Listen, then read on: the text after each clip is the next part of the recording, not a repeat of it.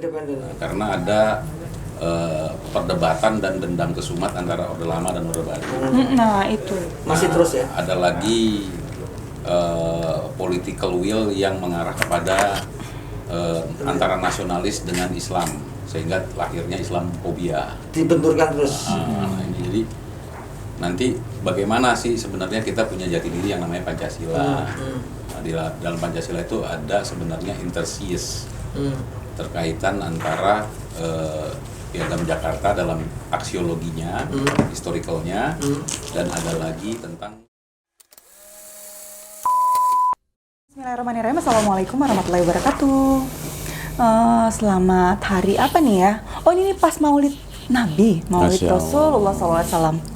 Masya Allah, di tempat yang mulia bersama tamu yang juga insya Allah selalu dalam perlindungan dan kasih sayang Allah. Dan sama kita dari Selaras TV, SKTV, bersama saya Hadijah Airiza Fibi, dan tentunya sahabat sejati saya nih, jurnalis senior dari Suara Karya, Bapak Age Sofyan, Mas Age Sofyan. Langsung nengok dibilang Assalamualaikum warahmatullahi wabarakatuh.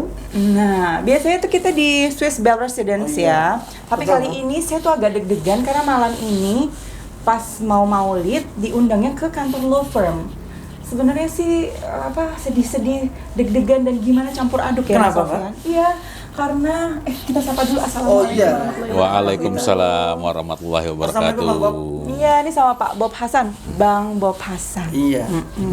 Jadi beliau ini seorang praktisi hukum dan aktivis. Itu tadi yang bikin saya deg-degan. Karena ini kan negara muslim terbesar di dunia, tapi mungkin masyarakat, people di luar sana tuh mengerti, maksudnya merasakan, bukan mengerti. Kok begini ya? Maksudnya sepertinya hukum itu ini sebelah. Masih carut marut ya? Nah, carut marut, Iya. berat sebelah, Iya. tumpul ke atas, tumpul ke atas ya? Iya. Hanya gubrak-gubrak di bawah, Tajam di bawah. Iya, gitu, Mas Sofyan. Ini tampaknya memang kita tepat kalau kita ini bertamu di tempatnya Bang Bob Hasan. Masya Allah. Karena Bang Bob Hasan itu kan kita kenal sebagai aktivis, kemudian pengamat atau praktisi hukum yang selalu saja gelisah terhadap negerinya. Selalu gelisah ya? Iya. Ada lagunya tuh gelisah. Oh gitu ya. Tapi bukan malam ahad ya, jadinya nggak bisa. Jadi kita tanya, kepoin. Sebetulnya apa sih kegelisahannya Abang Da kita ini terhadap persoalan hukum, terhadap tata kelola kekuasaan. Ini Abang pasti akan banyak bicara di Selaras Karya TV. Ngopi, ngobrol aspirasi untuk temukan solusinya. Gimana Bang? Ya. Selama ini kiprah Abang kan kita tahu ya, Abang selalu saja juga sebagai profesi sebagai praktisi hukum, kemudian juga selalu mencermati persoalan masalah kebangsaan, pengelolaan negara ini. Apa yang Abang rasakan dengan fase-fase setiap rezim, mulai dari Orde Lama, Orde Baru, Reformasi? Apa yang Abang pikirkan selama ini dan Abang sampaikan untuk menjadi kritisi buat bangsa ini? Iya, terima kasih ya sebelumnya. Kita masih ada waktu ngobrol sekarang ini kan. Ya, kalau kita tahu sama-sama kan negara manapun kalau tidak dilandaskan atau tidak berfundament hukum yang kuat, itu negara itu nggak akan pernah hebat. Itu cita-cita kita kan, nggak ada negara dimanapun yang tidak bercita-cita untuk menjadi negara yang paling hebat, kan gitu. Sebenarnya cita bangsa itu bukan tentang hebatnya superpowernya, tidak. Pada ujungnya itu menghasilkan masyarakat yang adil, makmur dan sejahtera. Karena negara yang hebat itu terdiri dari masyarakat yang semuanya hidup nyaman dalam negara tersebut. Jadi itu sebenarnya. Nah, pertanyaannya adalah apakah sampai dengan hari ini cita bangsa tersebut tercapai? Kalau saya menjawab belum. Karena apa? Karena selain kita masih menggunakan hukum kolonialis ya, dan memang betul telah banyak perundang-undangan yang diciptakan oleh bangsa kita ini melalui legislasi ya, tetapi sementara hulunya atau dasarnya, akarnya itu tidak terbentuk secara sistem. Nah ini yang sebenarnya menjadi persoalan. Jadi kita hanya quote and quote terbatas terhadap persoalan yang ada, kemudian terbentuklah undang-undang gitu. Nah, jadi undang-undang itu sebenarnya atau peraturan itu harus diciptakan berdasarkan daripada landasan hukum kita. Nah, sebenarnya landasan hukum kita itu apa? Ya Pancasila. Iya, pasti ya. Nah, itu yang sebenarnya yang menjadi amanah bangsa. Ketika saya berbicara amanah bangsa tidak terbatas kepada para bangsa, atau bangsa itu kan kita ya, masyarakat rakyat Indonesia. Itu kan cita-cita rakyat Indonesia di masa lalu, cita-cita rakyat Indonesia di masa kini itu sama semuanya. Tidak ada perbedaan di situ.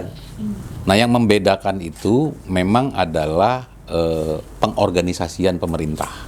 Jadi kepentingan negara, kepentingan pemerintah itu jelas-jelas bahwa tidak dapat kepentingan pemerintah itu melebihi daripada kepentingan negara. Karena di balik kepentingan negara itu ada kepentingan rakyat Indonesia. Oke, setuju. Gitu. Iya, iya. Jadi kalau begitu gitu ya Mbak Febi. Jadi Abang ini melihat bahwa tatanan pengelolaan negara ini masih belum berlandaskan segala sumber hukum adalah Pancasila, gitu ya? Betul. Betul. Iya, iya. Dan para pendiri bangsa kita dulu, iya kan memang kami sebagai umat muslim ya harus dan wajib, kalau buat saya sih saya berbangga hati ya, karena memang pendiri negeri ini tuh darah, air mata dan semuanya tuh memang ya memang para ulama gitu, dan kan memang beliau-beliau tuh nggak minta apa-apa kok dari negeri ini, hanya menitipkan satu ketuhanan yang Maha Esa, itu akidah kita di atasnya. Maksudnya itu nah itu yang merangkai semuanya gitu Bang. Nah itu mungkin Bang Bob bisa sedikit menjabarkan gitu. Sekarang ini kan anak bangsa tuh terkoyak-koyak, yang ini orde lama, orde baru, ada ke dendam, ada ini, ada itu. Jadi untuk menetralisir itu semua dari, nah kita kembali ke Pancasila, tapi mungkin Abang bisa runutkan gitu, gimana jadi kita gini, berpegang teguhnya, gimana? Saya mau bicara secara framing ya, bahwa Pancasila itu adalah bersifat filosofis.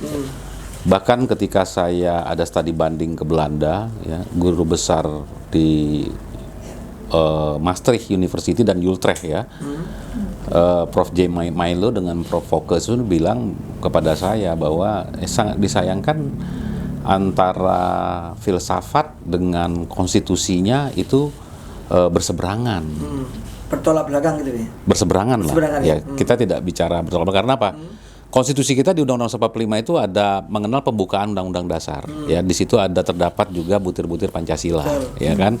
Tetapi apakah itu memiliki kekuatan imperatif, memiliki kekuatan yang mengikat, yang patut dan harus dilaksanakan oleh undang-undang itu sendiri? Nah, itu kan tidak, karena dalam pembukaan. Karena dia tidak terkait dengan Pancasila, dengan pasal-pasal yang ada. Nah, ini yang dianalisis oleh pihak luar dan para intelektual dari internasional itu, profesor-profesor itu sangat menyayangkan, sementara Indonesia itu sudah sangat namanya multi semuanya ya, baik itu etnis, suku, ras dan sebagainya, kita bisa tetap merapatkan walaupun sekali isu keluar karena hoaks-hoaks tertentu bisa saja terjadi pertentangan atau gap ya. Dan itu semakin memanas, digosok terus sama ya, sisi-sisi. Betul. Maksudnya ini kita masuk ke dalam politis sekali gitu, kasihan rakyat gitu loh Bang. Maksudnya kita masuknya tuh sebagai rakyat tuh menyikapinya harus gimana dan harus, ya itu sih sebenarnya pertanyaan belakang ya. Tapi saya kepengen Bang Bob gimana, ya kita sebagai masyarakat tuh yang gini lah, masyarakat itu kan ilmunya nggak bisa kayak Bang Bob semua. Terus lihat TV juga ya mereka punya para pemodal, pemilik modal semua gitu, jadi ya kasihan sih cuma. Jadi saya sih sebenarnya begini, inti persoalannya adalah kemaslahatan. Artinya sistem organisasi yang dikelola oleh pemerintah untuk kepentingan kemaslahatan negara dan rakyat. Ya kan, itu sebenarnya. Dan yang dicari oleh rakyat itu adalah bertujuan untuk ada kemakmuran yang adil dan sejahtera. Tujuannya kan itu yang menjadi ekspektasi bagi setiap insan di kita ini, baik itu masa lalu, sekarang, mau masa orde baru, sampai dengan hari ini ya. Jadi, nah kalau kita dengar reformasi tadi, reformasi itu kan sebenarnya kan bukan revolusi. gitu loh. Tapi kesan reformasi itu revolusi, karena hanya berfokus kepada kepada penggantian rezim, kekuasaan ya, penjatuhan rezim atau apa segala macam. Nah, padahal ada hakikat yang paling mendalam, dan inilah yang sebenarnya yang dicapai oleh setiap insan di kita, bangsa kita ini kan. Karena kenapa insan bangsa kita masih bertanya-tanya, kok masih ada hope? Ya, setiap hidup kita setiap sisi harus masih ada hope, harapan dan sebagainya, ya kan.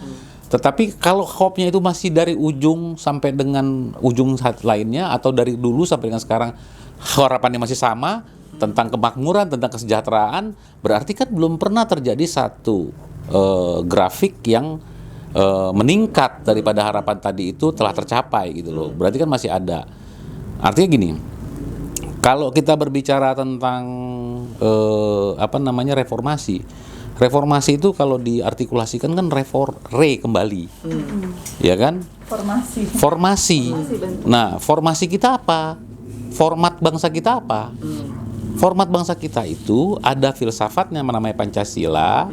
Ada konstitusinya, ada Undang-Undang 45. Jadi kita harus kembali kepada Pancasila dan Undang-Undang 45, bukan kembali kepada atau mengarah kepada sistem-sistem di luar yang kita adopsi. Ya bukan. Nah, kita bisa melakukan penyelarasan, kita melakukan satu perbandingan sehingga ada satu kesimpulan yang bisa diambil, sekalipun itu berangkat daripada adopsi luar. Ya. Nah, tetapi kita punya pegangan. Nah, itu sebenarnya hakikatnya Pancasila dan Undang-Undang 45 sebagai format kita. Pakemnya. Nah, tetapi apa yang terjadi di reformasi ini? Ya, berbeda. Karena apa? Masih tetap dikuasai atau dikangkangi oleh kekuasaan atau kepolitikan. Saya sebut kepolitikan karena apa? Politik yang sesungguhnya itu adalah poli and etik. Ya kan, banyak poli. Ya kan, kalau kita coba ke rumah sakit itu, poli bedah, poli ya kan, jadi banyak kan begitu kan. Nah, etik itu kan cara, tetapi cara yang beretika kan begitu. Tetapi dirumuskannya berbeda, jadi segala cara diambil. Nah, itu kan yang salah, ya, akibat daripada pengertian tentang politik tadi. Nah, sekarang kalau kita kembali ke situ dan dikuasai dengan segala macam cara, politik yang segala macam cara, tanda kutip tadi ya kan. Nanti akan bicara lagi tentang Orde Lama. Kita coba bicara tentang G30 PKI coba. Perdebatannya setiap G30 PKI itu nggak habis-habis. Kenapa nggak habis-habis? Karena cara pandang yang hari ini di kekuasaan itu masih dipengaruhi oleh Orde Lama dan Orde Baru. Karena cara pandang Pancasila dalam masa Orde Baru, cara pandang Orde Lama masa Orde Lama itu berbeda. Selalu berbeda ya. Berbeda. Nah, itu dibawa ke reformasi ini. Nah, jadi kenapa? Jadi sekarang ini kan udah riaknya udah terlalu ini kan. Besar. Nah, sekarang apa sebenarnya yang harus kita capai sehingga betul-betul ya hakikatnya Pancasila itu betul-betul dapat terrasionalisasi. Ya harus kita memurnikan kembali. Yang dimurnikan itu bukan Pancasilanya. Yang dimurnikan itu bukan Undang-Undang 45-nya. Kitanya, pikirannya. Mindset. Gitu loh. Jadi jangan mindset kita tuh jangan terpengaruh dengan ya boleh orang mau bicara apa segala macam, itu kan perjalanan, historical itu kan perjalanan. Bahwa the founding father kita itu the head-nya itu kan Bung Karno. Lepas apakah dia politikalnya itu adalah terpengaruh oleh PKI lah misalkan atau Nasakom lah dan sebagainya, itu kesampingkan. Mari kita kedepankan bahwa beliau punya cita-cita. Selepas zaman Soeharto itu ada KKN lah, nepotisme, kesampingkan. Mari kita lihat Soeharto yang cita-cita luhurnya. Gitu. Jadi cara memandang kita itu harus polietik, bukan politik dalam segala macam cara gitu loh. Jadi cara memandang kita polietik gitu loh. Nah, kembali ke situ tadi. Ya kan? Nah, bagaimana menerapkan itu? Kita paling gampang yang paling terdepan sekarang. Tahun 2009, tahun 2014 itu MPR memberikan rekomendasi. 7 rekomendasi. Ya. Untuk dilaksanakan periode selanjutnya. Apa periode selanjutnya? Itu masa waktu 2014 sampai tahun 2019. Apa yang terjadi tahun 2014 sampai tahun 2019? Karena debatable yang tidak pernah ada ujungnya, sehingga 7 rekomendasi tersebut tidak dapat direalisasikan. Hanya 2 rekomendasi yang dirubah sedikit. Dan direkomendasikan kembali untuk periode 2019-2024. Ini yang orang luput. Itu 7 rekomendasi. Iya, luput. Sekarang pengamat apa segala macam kan lihatnya kan proyek proyek kereta cepat lah, proyek apalah segala macam. Semuanya berhubungan sama pembangunan yang pada fakta tadi. Nah, fiksi. Ingat jangan lupa the nation character. Itulah cita-cita founding father kita. Karakter kita. Nah, karakter kita itu adalah apa? Ya kembali kepada hukum, bukan kepada politik. Hukum itu pondasi, norm, grand norm kita. Nah, grand norm kita itu adalah norma kaidah kita. Kebiasaan kita yang terjadi di Indonesia dengan alam tropis yang seperti ini, dengan keadaan yang majemuk ya, kemudian juga mengenal ya, mungkin kita tidak akan bisa menggunakan gaya Perancis, gaya Belanda di Indonesia. Begitu juga kita tidak akan bisa menggunakan gaya Indonesia ke Perancis. Maka kita ngapain kita jauh-jauh ngadopsi luar? Kita punya sendiri lebih sakti kok, gitu kan? Ya kan, sampai dengan posisi kondisi kita sampai hari ini bahwa Pancasila itu sudah mendunia, kita nggak tahu. Iya. Justru orang lain yang mempelajari Pancasila, maka timbul ilmu filsafat Pancasila. Justru orang lain, bukan kita. Kitanya nggak ngerti apa. Kenapa kita seperti itu? Itu kan pertanyaannya. Padahal kalau kita masuk kepada filosofis yang seperti itu, disitulah lahir kemakmuran, kesejahteraan, dan keadilan. Jadi saya mau ambil angle tadi yang disampaikan tentang merasionalisasi Pancasila. Karena itu tujuan kita sekarang. Merasionalisasi Pancasila. Iya dong. Karena gini, kalau kita bicara 7 rekomendasi, itu yang pertama kalau nggak salah ingat saya itu PPHN. Penentuan pokok-pokok haluan negara. Iya. Ya. Yang kedua yaitu tentang kewenangan DPR. MPR, ya kan? Yang ketiga yaitu kewenangan DPD, Dewan Perwakilan Daerah. Yang keempat yaitu kewenangan kehakiman. Kehakiman. Ya. Yang kelima yaitu tentang kedudukan presidensial, sistem presidensial. Ya. Yang keenam itu yaitu tentang ketetapan MPR itu sendiri, keberadaan ketetapan MPR itu sendiri. Yang ketujuh yaitu tentang kedudukan NKRI Undang-Undang 45 ya sama Pancasila sebagai sumber dari segala sumber hukum. Nah, itu. Nah, jadi ini kan terjadi perdebatan terus ini 7 rekomendasi ini, dan ini bisa terancam. 7 rekomendasi ini bisa direkomendasikan lagi tahun 2024 2029. Jadi ada rekomendasi dengan yang sama. Iya, ini kan gini. Sekarang itu kan agenda reformasi atau amanah ya. Amanah. Kita nggak bicara agenda reformasi. Artinya amanah reformasi itu kan adalah kembali kepada format Pancasila dan Undang-Undang 45. Kan nggak mungkin kalau setelah reformasi ini punya presiden 5 tahun atau 10 tahun, setelah itu berganti presiden, sistemnya ganti. Kan nggak mungkin. Itu harus ada PPHN, kan gitu. Betul. Nah, akan lebih kaya lagi bahwa MPR itu bisa hidup lagi tap MPR-nya. Akan kita bisa lebih leluasa untuk berkarya, untuk menciptakan keadaan-keadaan yang dikodifikasi menjadi hukum, itu ketika bahwa Pancasila menjadi sumber hukum. Nah, nanti presidensial apa semua itu kan. Nah, kenapa ini saya sebut menjadi amanah reformasi dan amanah ini tidak dilaksanakan? Karena lah iya kan, karena reformasi itu kan harus punya perjalanan, konstruksinya seperti apa gitu loh. Ya, bahwa sekarang kita sudah ada pasca reformasi itu kan sudah ada pergantian beberapa kali presiden ya kan? Semua kenapa hope-nya tadi masih sama tentang keadilan lah, kemakmuran, kesejahteraan. Kenapa itu terus?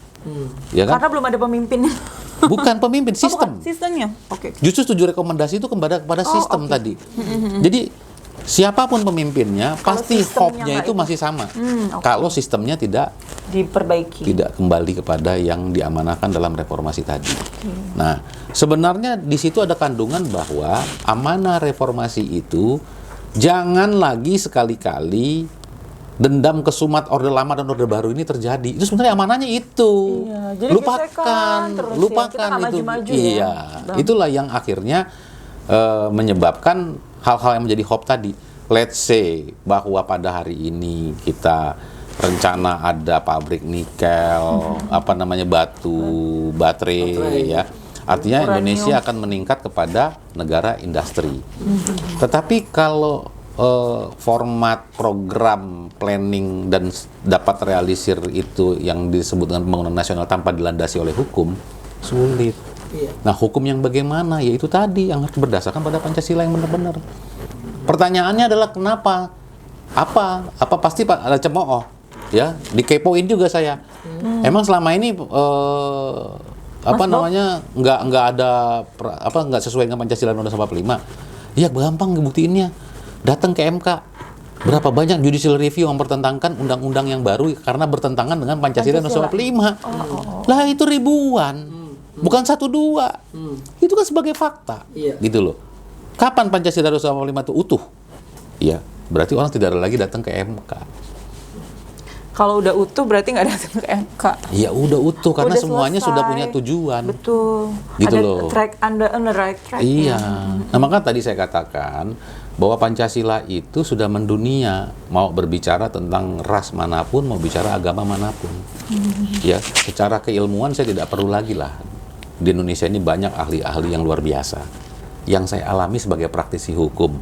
Kalau tadi orang masih judicial review ke MK, kalau sekarang saya mau bicara, saya masih nemuin rakyat mesuji di Lampung.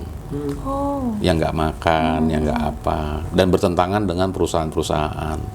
Bukan hanya itu saja, saya mendengar bahkan klien saya di Kalimantan, ya kan, di Lampung itu bukan hanya mesuji aja, tulang bawang dan sebagainya. Masalah konflik Pertanahan, ya kan? Jadi Gitu hak loh. mereka Ada track sebagai record ya? asasi untuk Ya memiliki apa, tanah. whatever lah, kita tidak bicara substansial ke situ ya. Kita berbicara tentang itu suatu fakta bukti bahwa hukum belum menjadi supremasi di Indonesia ini. Kapan hukum itu bersupremasi di Indonesia ini? Ketika landasannya jelas. Gitu loh. Kita kan hanya menyatakan nanti ketika ada punya kepentingan tertentu, oh kamu anti Pancasila. Nanti setelah tidak ada kepentingan tertentu, stop, jangan bicara Pancasila, sudah final. Kan konyol kayak gitu. Masa bangsa kita dibohong-bohongin kayak begitu. Jadi selalu mesti makan ya. Iya, maka kalau tadi ada gambaran bahwa tidak semua yang berwawasan seperti saya apa segala macam. Nah, kalaupun tidak semua, ada saya akan ketawa. Kadang-kadang karena bertentangan dengan Pancasila, dibubarkan aja itu organisasinya, iya kan? Si ini kayaknya lebih radikal karena tidak sesuai dengan radikal. Pancasila. Tapi ketika kita bicara Pancasila, stop, Pancasila sudah final. Ini nih koplak yang ngomong begitu tuh, jadinya kan. Apalagi itu dari sisi misalkan dia penguasa ya, saya ketawa jadinya, gitu loh.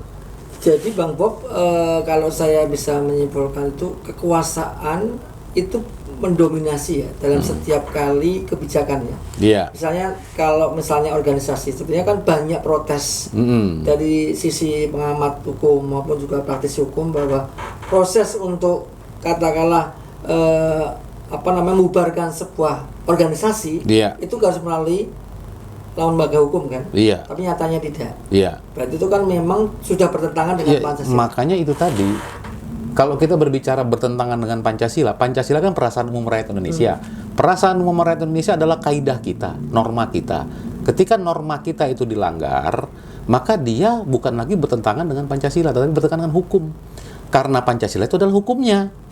Kan Undang-Undang Nomor 12 Tahun 2011 sudah menyatakan bahwa Pancasila adalah sumber dari segala sumber hukum.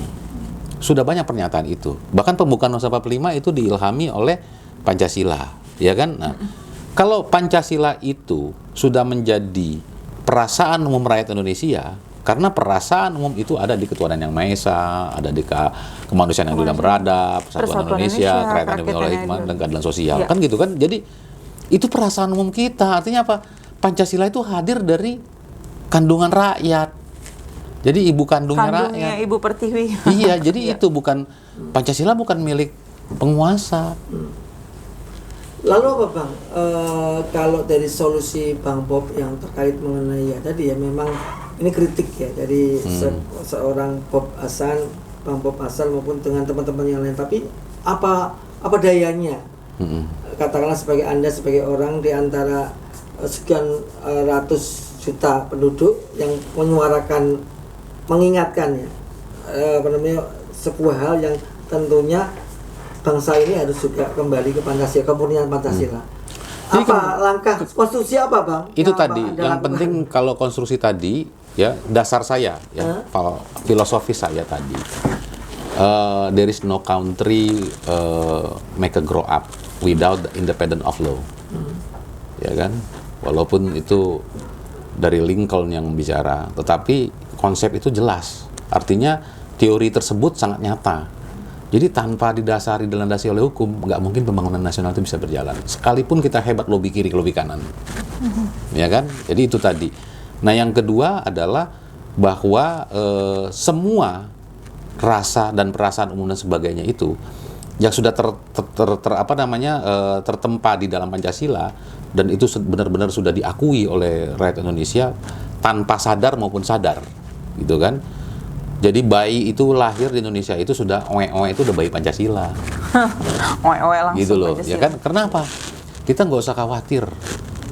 Ya, kalau bicara konstruksi ujungnya kita lah nanti ya. Nah, Pancasila itu nggak perlu lagi kita perdebatkan dalam kontekstual cara memandang atau visioner Orde Lama, Orde Baru.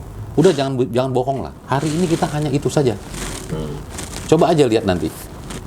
Nanti pemilu juga kelihatan. Begitulah. Beda-bedanya itu di situ aja. Kekuatan Orde Lama, kekuatan Orde Baru. Lah kapan ini yang anak cucu kita yang muda-muda yang kekuatan reformasi? Gitu. Sementara yang partai politik yang lahir baru di pasca reformasi juga dipengaruhi oleh alur-alur yang seperti itu tadi. Nggak habis-habisnya. Nggak selesai-selesai ya? Nggak kalau kayak selesai-selesai.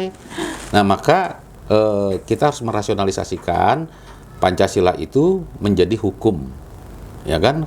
Without independence of law. Hukum yang bersupremasi, hukum yang berindependen, hukum yang tidak bisa dikangkangi oleh politik.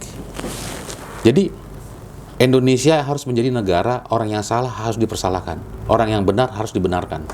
Itulah keadilan yang paling hakikat. Yeah. Nah, mengapa Pancasila ditempatkan di porsinya? Iya. Ya.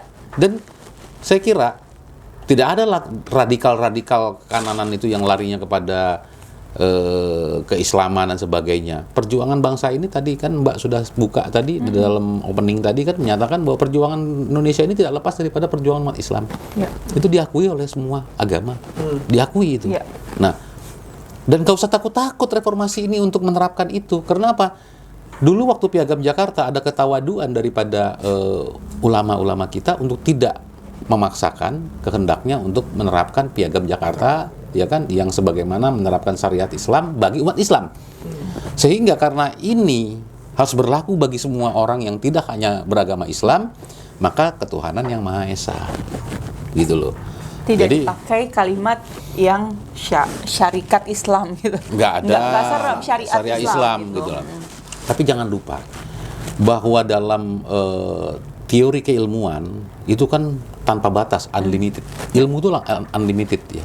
Jadi kalau bicara politik limited, punya ada limitatifnya adalah apa? Lo jangan bicara masalah Islam terus lo di partai nasional.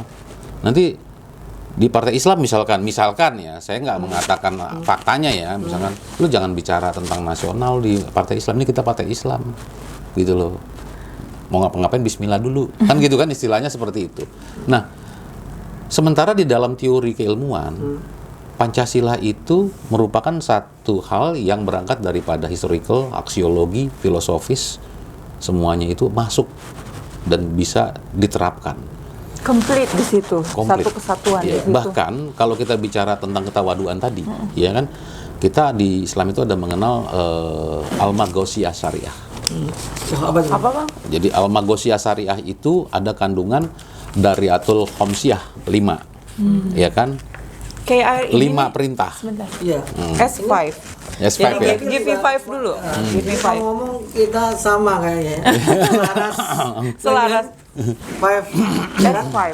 Sholat 5 waktu nih kayaknya. Iya. Jadi itu berdimin apa ya? Boleh, silakan. Udah mulai panas nih. Silakan. Bismillahirrahmanirrahim. Karena udah mulai panas ya kita harus ademkan kembali kan gitu. Ya kan? Jadi kita dipertemukan dengan Selaras Karya TV, kemudian dengan minuman yang Sama. Selaras. S ya, selaras. mengingatkan kita 5 waktu harus kita Jaga. Karena Harus S5 dijaga. itu ada ya kan? ya.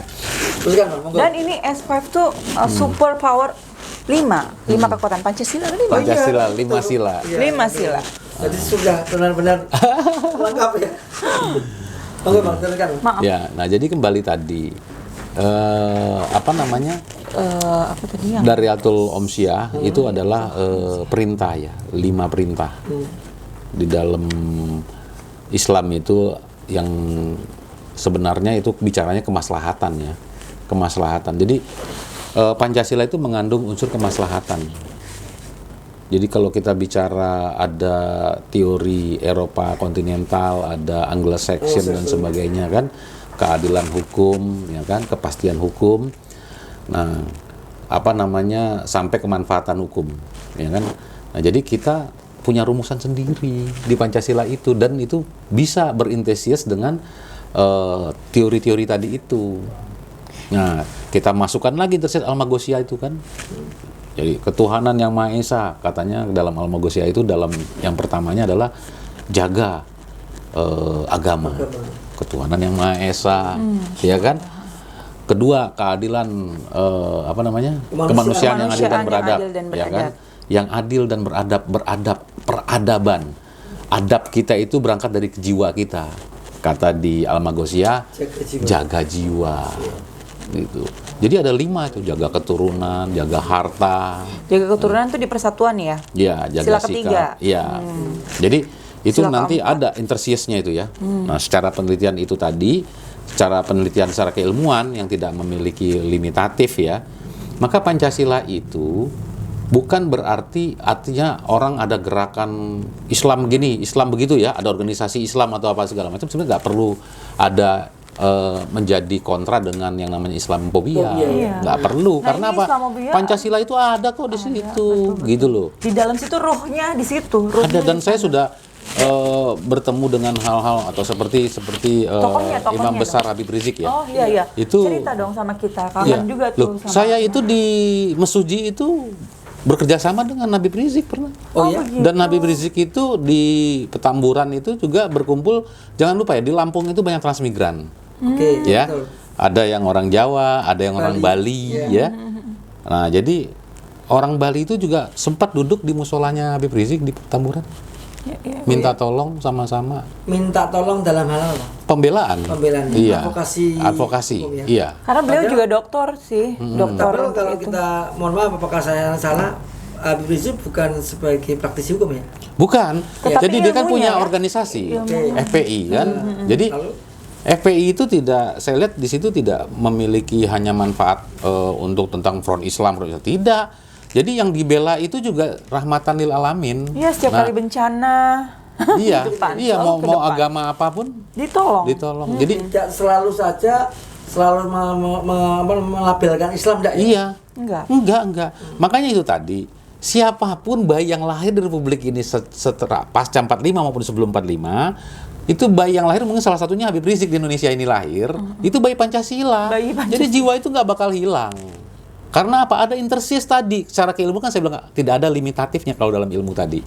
Ternyata kan Al-Maghosiyah Syariah itu ada Dan 5 perintah yang sesuai dengan 5 sila. Gitu loh. Dan ini bukan yang dikepo-kepoin atau yang disatu-satuin, ini tidak. Ini semua karena ada keilmuan yang sudah saya pelajari. Kebetulan saya disertasinya ke situ. Jadi saya mempelajari kemaslahatan tentang Pancasila. Jadi Pancasila itu harus tegak. Apakah sudah? Belum. Jauh dari tegak. Belum. Ya, belum. Belum Maksudnya belum jauh harus dari tegak sebagai hukum. hukum ya. Buktinya masih ada 7 rekomendasi itu. Pancasila sebagai sumber dari segala sumber hukum. Walaupun ada undang-undangnya di di Undang-Undang 12 tahun 2011 yang diperbaharui tahun 2019, Pancasila sumber segala sumber hukum, tetapi buktinya belum menjadi hukum. Belum menjadi sumber hukum. Karena belum juga keadilan itu belum dirasakan, kemakmuran itu belum dirasakan. Hop tadi Hopnya bahwa itu tadi. itu tadinya dia itu tadi. Maka harus independen. Baik Harus itu mandiri penegak, ya? iya harus. Imparsial, Bang, ya? Iya. Walaupun itu berangkat daripada legislasi, tetapi legislatif itu kan ada komisi hukum khusus. Iya. Dan dia memang ada pengaruh fraksi-fraksi yang akhirnya menjadi faksionalisasi politik, ya kan? Nah, tetapi jangan lupa bahwa ada MPR. Iya. Jadi kemurnian perwakilan rakyat di Indonesia ini sudah ada di gedung DPR MPR sebenarnya, tetapi implementasinya itu masih banyak kekuatan-kekuatan faksionalisasi yang partai politik tadi atau politik praktis. Politik praktis ya. Gitu. Tapi kalau politik dalam polietik, berbagai cara dengan cara yang beretika, ini belum. Iya. Bang Bob, gitu loh. ya, menarik ini Bang. Abang bicara mengenai idealisme kita untuk menjadikan hukum tegak berdiri ya, kemudian menjadi supremasi hukum dan imparsial mandiri. Tidak ada intervensi dari kekuasaan. Iya. Tapi mohon maaf loh Bang, ini kan Abang sebagai kuasa hukum juga pernah praktekkan sebagai lawyer. Kalau saya lihat catatan Abang ini kan Abang juga pernah membela kasus besar nih. Oh, saya juga mau tanya itu tadi. Oke. Lah, Saya note, Mas. mohon maaf loh, ini Saya kalau note. saya nggak ilmu gatuk. Iya. Ilmu Mohon maaf, gatuk. ini kan seolah-olah kalau yang Abang bela itu adalah tokoh besar. Iya. Kemudian waktu itu berkuasa di kepolisian kan. Kemudian Abang Kalau di ngopi bilang aja Bapak BG Budi Gunawan. Beliau tuh lawyernya. Soalnya kalau saya nggak tanya seperti itu, Mbak Bayu nggak bilang gitu Bang. Tapi sekarang udah bilang, dan saya kaitkan maksudnya gini loh. Apakah dalam kasusnya misalnya katakanlah seorang beliau itu ada juga intervensi hukum sehingga orang melihat bahwa lah ini kesimpulannya, ini pendapat publik ya, bahwa dikatakan atau dia anggap beliau ini adalah bermasalah, katakanlah seperti itu. Kemudian Abang bela, ya kan? Tapi kemudian kan mungkin ada campur tangan kekuasaan. Pertanyaan saya dari konteks tadi Abang cerita yang tadi, kemudian ada hukum itu belum tegak menurut masyarakat ya. Itu apakah bisa diterima Bang kalau dengan akal sehat seperti tadi yang Abang ceritakan? Jadi gini, kita harus bedakan dua hal tentang hukum ini ya. Hukum secara supremasi ya, yang itu di atas segala-galanya, itu adalah hukum yang mengandung kaidah dan itu dituangkan dalam perintah-perintahnya melalui pasal-pasal yang ada ya kan. Nah, kemudian hukum yang mengandung politik hukum, bukan hukum politik. hukum Beda. yang mengandung politik hukum. Artinya apa? Jadi bukan hukum politik. Karena politik hukum itu tidak lepas daripada karena memang hukum itu dibentuk dan dibuat oleh badan legislatif. Dan di situ ada anggota legislatif yang terdiri dari fraksi-fraksi partai politik. Maka disebut itu hukum yang politik hukum tadi. Nah, artinya di dalam penegakan hukum, advokat atau pengacara, saya juga sebagai pengacara, itu adalah salah satu pilar penegakan hukum. Hukum itu kan, kalau ada dua kaidah tadi hukum tadi itu, kita harus melihat terlebih dahulu yang paling utama, mengapa? Misalkan gini, mengapa orang ditersangkakan? Atau tadi, Pak BG ditersangkakan. Pak BG karena kekuasaan. Dua hal ini yang mungkin tadi dari pertanyaan tadi itu bisa saya simpulkan ya. Tapi saya bertanya lagi balik, seorang Pak BG yang punya kekuasaan lah sebutnya tadi kan, kok sempat ditersangkakan? Kenapa dia bisa ditersangkakan? Ya kan begitu. Pasti ada kekuasaan lagi, kan begitu. Nah, kenapa Pak BG yang sudah dilantik menjadi seorang Kapolri, yang sudah direkomendasikan oleh DPR, yang melalui fit and proper test, dan satu-satunya calon tunggal untuk menjadi Kapolri, keesokan harinya kemudian ditetapkan sebagai tersangka. Ini kan ada satu celah politik di situ, politik hukum di situ, politik ya. Jadi hukum politik malah itu. Kok kan? Bisa hukum yang dipolitisasi. Nah, itu kalau dia dibilang bahwa dia punya kekuasaan, BG punya kekuasaan, nggak mungkin ditersangkakan. Nggak mungkin dipersangkakan. Iya. Dan itu satu-satunya calon lagi kemarin. Iya, nggak mungkin. Nah, artinya ada kekuasaan di situ. Nah, kemudian harus dia ditersangkakan dan dia harus mengupayakan untuk pra-peradilan. Kebetulan saya salah satu kuasa hukumnya juga. Yaitu upaya hukum, dan itu normatifnya ada. Upaya hukumnya itu ada. Jadi dijamin oleh undang-undang. Jamin undang-undang karena pra-peradilan itu ada. Walaupun itu adalah pra-peradilan terbaru. Karena penetapan tersangka itu belum ada pada saat itu. Tetapi saya membuka pasal 63 ayat 1 sampai ayat 4 bahwa dimungkinkan penetapan tersangka itu dapat melakukan upaya pra-peradilan. Nah, soal hasilnya menang kalah itu tidak perlu kita bahas sekarang. Yang terpenting adalah di situ ada hukum.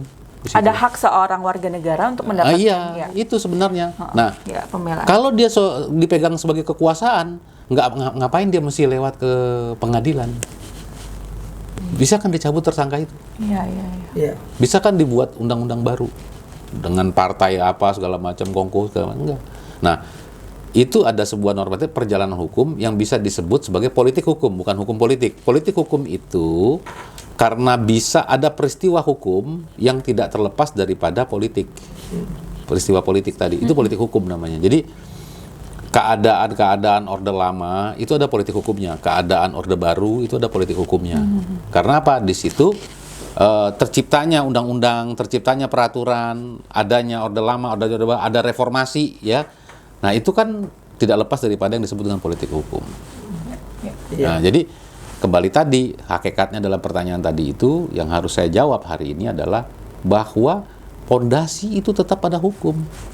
Sehingga tidak tumpul di bawah, tidak tumpul di atas, tajam ke bawah, kan begitu. Jadi semuanya orang mau mencari keadilan itu nggak mesti ada uang. Iya. Kalau sekarang masih perlu uang, orang mencari keadilan, ya susah. Nah, itu dibenahin semuanya, penegak hukumnya dibenahin. Tapi kalau, mohon maaf nih, tapi kalau Pak BG ya mungkin, soalnya kan kita melihatnya Bang Bob ini kan ada di ARUN juga tuh ya, asosiasi itu ya Bang ya, asosiasi Advokasi Rakyat untuk Nusantara. Rakyat Nusantara. Kalau lihat dari track record yang itu, kami sebagai rakyat lihatnya, wah Masya Allah ya, berjuang untuk rakyat, bikin A, B, C, D dari ujung ke ujung. Tapi kan people langsung lihat begitu, oh kok jadi lawyernya Pak BG kadang-kadang itu ya, nggak bisa dipisahin ya. Harus, makanya. Mungkin dolarnya banyak. Nah, ini mungkin sama satu lagi. Dolarnya. Sebetulnya Bang Bob ini juga kuasa hukum Pak Beni Cokro. Nah, itu apalagi tadi saya baru mau ini nih. Itu. Cuma tadi saya mau cut dulu mau minum dulu tadi. Pas Beni Cokro tadi saya yang mau. punya minumannya belum minum. Tommy Cokro. Aduh, Masya Allah.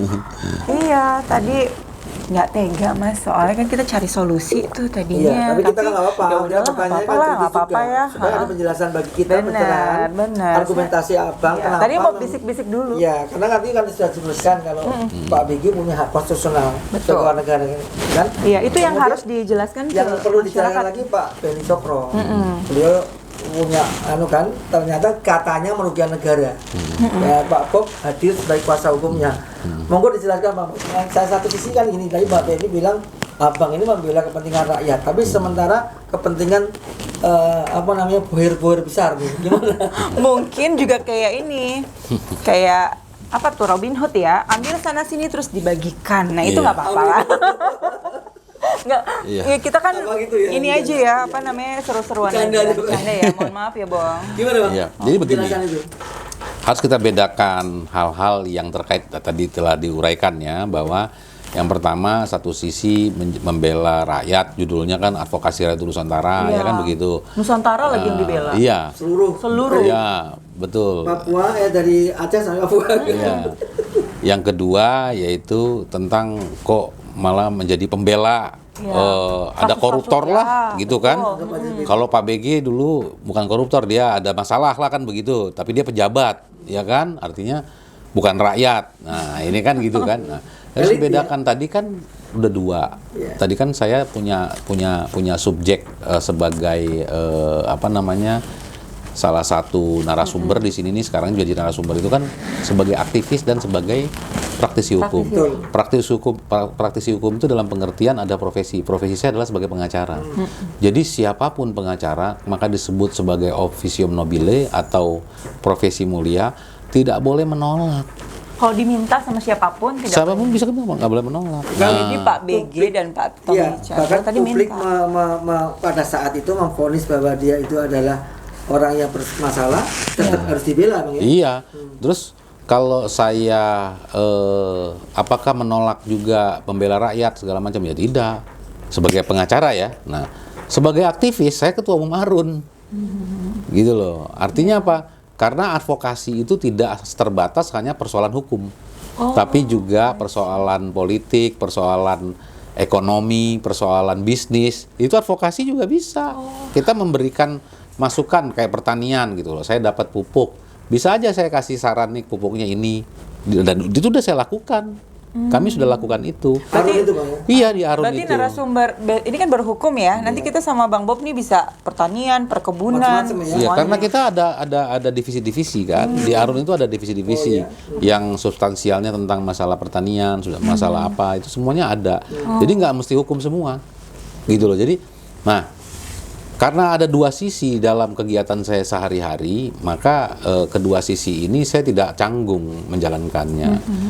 Ketika Balance ada klien yang namanya orang dan mungkin kalau tadi bicara balance, saya mungkin kurang sanggup bantu rakyat. Saya sampai sekarang masih bantu masyarakat yang tidak mampu.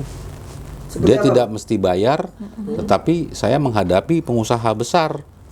Karena rakyat itu nggak bisa bayar saya, tapi saya harus berlawanan dengan pengusaha besar. Penguasa besar. Iya, pengusaha. Iya kan pengusaha, Maksudnya- terus penguasa hutan, Iya. penguasa apa lagi, penguasa tambang. Maksudnya yang Abang maksud adalah Abang menjadi kuasa hukum dari kaum marginal. Masyarakat, iya, masyarakat. Pro bono ya, yang Iya, pro bono. Oke. Nah, balance tadi, boleh jadi kesanggupan saya itu juga kan harus punya modal. Bagaimana mungkin kalau saya pro bono terus? Sahabat-sahabat tersayang di Selaras SKTV, memang kita sebagai generasi muda nih nggak boleh saling terpecah-pecah. Kita balut luka lama, nggak boleh ada pemikiran orde baru, orde lama. Kita saling terkoyak. Kita nanti nggak atau orde reformasi atau bagian gimana. Yang penting sekarang kita berjuang sama-sama, kita punya harapan sama-sama, kita harus merealisasikan dalam kehidupan kita, di sendi-sendi kehidupan kita, bagaimana berpancasila yang baik dan menjadi pegangan hidup kita. Nah, ini aku punya sahabat nih. Tadi Mbak Yuni mana sih? Enggak, Mbak Yuni tuh tadi. Mbak, sini. Waalaikumsalam. Tadi itu saya dengerin. Oh, udah dengerin saran tadi. sebenarnya. Dengerin tadi. Oh, ya udah bilang sama yang praktisi hukumnya langsung ini Mas Bob Hasan nih. Bang Bob ya. Saya sedikit pernah dengar gitu ya tentang Bang Bob Hasan. Mumpung di sini, mumpung dengar, boleh nanya. Silakan. Gini nih, sekarang ini kan Jeritan rakyat nih, Bang Bob. ya Oh, sebagai oke. maaf sebelumnya saya Jeritannya pakai histeria atau gimana? Enggak ya? Dalam banget. enggak Ngomong gini. apa adanya aja sama beliau itu. Itu sangat aneh. Iya, itu beliau. Sakit. Ini Bang, sebagai mewakili rakyat kecil nih, orang awam nih, kan pemerintah saat ini ya, hukum saat ini, rasanya saya aja yang orang nggak ngerti apa-apa aja rasanya pusing gimana sih sebenarnya gitu ya. Iya. Intinya sih gimana ya, rekomendasi ya, dengar tadi ada rekomendasi. 7 rekomendasi. apa gitu kan. 7. Ya, 7 rekomendasi itu kan jangan terulang lagi deh di tahun 2019-2024 ya. Harus direalisasikan ya, Mbak ya. Iya, betul. Yang Pancasila hukum itu benar-benar kita dari diri kita sendiri sih ya, sistem, terus kita harus menjiwai, harus emang tulus dari diri kita sendiri, nggak Iya. usah kita atur-atur orang lain dulu sebenarnya. Cuma saya sih berharap tadi dengar hop-hop gitu. Iya, harapan itu.